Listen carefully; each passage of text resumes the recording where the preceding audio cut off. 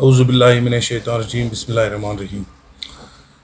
Press conference बुलाने का एक मकसद था आज कि मैंने सोचा आज हम अपने जो हमारे यहाँ प्रेस भाई हैं उनके साथ एक इंटरेक्शन हो और थोड़ा ब्रीफ में उनको दे दूँ कि जो पिछले एक हफ्ते से यहाँ हलचल चल रही है। तो शायद आपको पता होगा कि एक हफ्ता 10 दिन पहले मैंने सोशल मीडिया पे अपनी तरफ से एक रिज़ाइन सबमिट किया था, क्योंकि मुझे जो मैंने अपनी तरफ से मैंने रिज़ाइन इसलिए किया था क्योंकि फैमिली की वजह से और भी मेरे जो इश्यूज़ अपने थे, पर्सनल इश्यूज़, उसके रिलेटेड मैंने रिज़ाइन सबमिट किया था। लेकिन उसके कुछ दिनों बाद जो हमारे यहाँ डीसी ऑफिस में डिप्टी कमिश्नर के पास no confidence motion against president और वाइस प्रेसिडेंट हुआ था, तो उसको लेके क्योंकि मैंने रिज़ाइन पहले ही किया था कि मैं अभी, और मैंने अपने काउंसिल के जो हमारे काउंसलर से इनसे भी रिक्वेस्ट की थी कि आप एकजुट होके एक नया कोई प्रेसिडेंट बना लो, क्योंकि मैं रिज़ाइन कर रहा हूँ। तो उसके बाद मेरे जो हमारे यहाँ काउंसलर्स थे इन्होंने मुझे बड़ा प्रेशर, और जो पब्लिक थी उन्होंने भी काफ़ी उसमें मुझे प्रेशराइज़ किया कि आप ऐसे नहीं छोड़ सकते हो, क्योंकि हमने जो भी लोगों के साथ कमिटमेंट्स की थी वो अभी ऐसी पेंडिंग है। उसके बाद जो नो कॉन्फिडेंस मोशन अगेंस्ट मेरे खिलाफ और मेरे वाइस प्रेसिडेंट के खिलाफ हुई थी,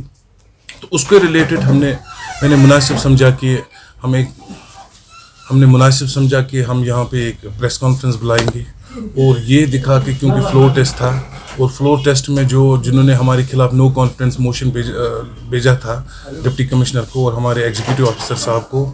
तो उस रिलेटेड के लिए हमने इसीलिए ये प्रेस कॉन्फ्रेंस बुलाई कि मेरे साथ जो हमारी काउंसिल की टीम है, मेरे काउंसलर साथ है यहाँ पे, और इंशाल्लाह जिस मिशन के साथ हम निकले थे कि लोगों की खिदमत करेंगे, और इंशाल्लाह उसी मिशन पे हम डटे हैं। और मैं अपने ख़ास तौर पर अपने टाउन के जितने भी हमारे बुज़ुर्ग लोग हैं जिनने अभी इन दिनों में मेरे साथ इंटरेक्शन करके काफ़ी नसीहत भी की, और इंशाल्लाह एक यकीन दिलाता हूँ उनको कि जो भी उनके मसाइल या जो भी हमने वादे उनके साथ किए हैं इंशाल्लाह हम पूरा करेंगे। और बाकी जो हमें नो कॉन्फिडेंस मोशन के ख़िलाफ़ जो हमारे साथ हुआ था वो आज उसका हुआ, और इंशाल्लाह अल्लाह ने हमें और यहाँ पे कामयाबी दे दी, और कोशिश करेंगे कि जो हमने लोगों के साथ अभी तक वादे किए हैं वो हम पूरे करेंगे। और बाकी हमारे यहाँ एक काउंसलर साहब है जिसके अब्दुल अहद शेख साहब, जिसका ये भी बताया गया था कि इसने भी मेरे खिलाफ और मेरे वाइस प्रेसिडेंट के खिलाफ नो कॉन्फिडेंस में भेजा था, लेकिन ये अभी आज यहाँ प्रेजेंट हुए और इन्होंने पूरे क्लियरली एग्जीक्यूटिव ऑफिसर साहब को भी, हमारे डी साहब के पास भी ये कहे कि जो नो कॉन्फिडेंस मोशन इन्होंने सिग्नेचर करके इससे लिए थे वो बेबुनियाद था,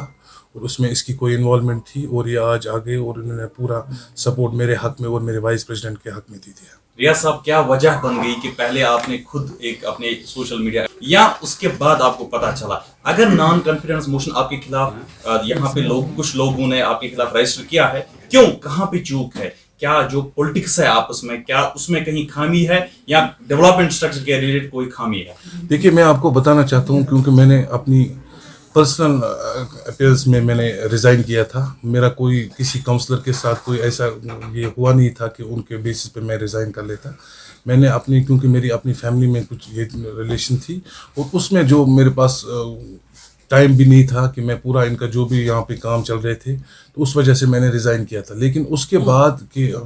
मुझे पता नहीं था ना, मैंने पर्सनली देखा कि सुनने में आया आपके मीडिया के थ्रू कि आपके खिलाफ नो कॉन्फिडेंस मोशन हो गया, तो उसके बाद उन्होंने हमें लेटर एक निकाले, और मैंने जो है आज यहाँ पे हमारी जो टीम थी यहाँ पे, हमने पूरी जितने भी हमारे साथ थे और मिलके हमने एक और यूनानिमसली डिसीजन लिया, और उन्होंने मुझे फिर से मुंतखब किया। मैं बाकी जो हमारे काउंसलर्स थे जिन्होंने नो कॉन्फिडेंस भेजा है, ऐसी मेरे नॉलेज में तो नहीं आया, तो लेकिन अगर हो सकता है तो वो उसका जवाब तो वही दे देंगे।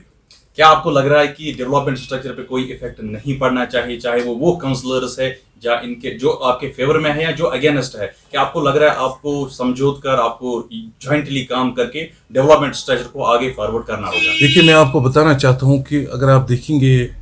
पिछले 1-2 साल से जो यहाँ पे पूरे वैली में चल रहा है, चाहे वो हमारे डीडीसी के इलेक्शंस थे या बीडीसी के थे, हाँ, या हमारे म्यूनसिपैलिटीज़ के हैं, हर जगह जो है अभी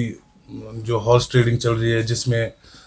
लोगों को जो है, चाहे काउंसलर्स है या डीडीसीज है, उनको काफ़ी ये किया जा रहा है, प्रेशराइज किया जा रहा है, या मनी पावर से उनको ये यूज़ कर रहे हैं लोगों को, और उससे काफ़ी फ़र्क पड़ा है कि डेवलपमेंट में भी काफ़ी असर हुआ है। क्योंकि लोग तो हम लोगों ने हमें बनाया कि ताकि हमारे काम करेंगे, लेकिन बदकिस्मती से जो अभी 2 साल से एक यहाँ एक ये ऐसी पहल बन गई है कि एक तो डेवलप, क्योंकि जब कन्फ्यूजन क्रिएट हो जाते हैं तो काम भी रुक जाते हैं, उससे जो पेस ऑफ वर्क होता है वो रुक जाता है। लेकिन ऐसा ही सीन मेरे यहाँ भी हुआ था, सुनने में आया, लेकिन मेरी तरफ से अभी मुझे ये नहीं पता कि मेरे खिलाफ जो हमारे काउंसलर्स थे वो वाकई में थे। तो बाकी हमने जो अभी एज़ पर जो प्रोसीजर था उसको हमने फॉलो करके आज हम फिर से मुंतखब हो गए। और इंशाल्लाह मैं अपने टाउन के लोगों को ये यकीन दिलाना चाहता हूँ कि जो हमने वादे किए, क्योंकि आपकी ही वजह से, आपके ही वोटों से हम यहाँ आए हैं, और इंशाल्लाह हम कोशिश करेंगे जो भी उनकी डिमांड्स होगी और जो हमने उनके साथ वादे किए हैं या हमारे जो भी प्रोजेक्ट्स चल रहे हैं, इंशाल्लाह हम ऑन टाइम पे उनको कंप्लीट करेंगे और जो जो पेंडिंग चीज़ें हैं इंशाल्लाह उनको भी पूरा करेंगे। आखिरी क्वेश्चन आपसे पूछूंगा। कुछ लोग कह रहे हैं कि आपके काउंसलर्स कह रहे हैं कि हमें शेयर कम मिल रहा है, इसीलिए ऐसे कुछ इख्तलाफात उठते हैं, तो ये किस हद तक देखिए, सही मैं है? आपको बताना चाहता हूँ कि एज प्रेसिडेंट में अगर मैं देखता हूँ, क्योंकि हमारे पास ये शेयर की बात नहीं है, यहाँ पे अगर देखेंगे हम देखते हैं ओवरऑल डेवलपमेंट सिनेरियो क्या है। ओवरऑल में अगर आप देखेंगे कोई वार्ड हमारा ऐसा है जिसमें पॉपुलेशन 100 या 200 की है, और दूसरा वार्ड हमारा है जिसमें 1000 की पॉपुलेशन है, तो शेयर तो ऑब्वियसली उसमें थोड़ा चेंजिंग आ जाएगी। बाकी जो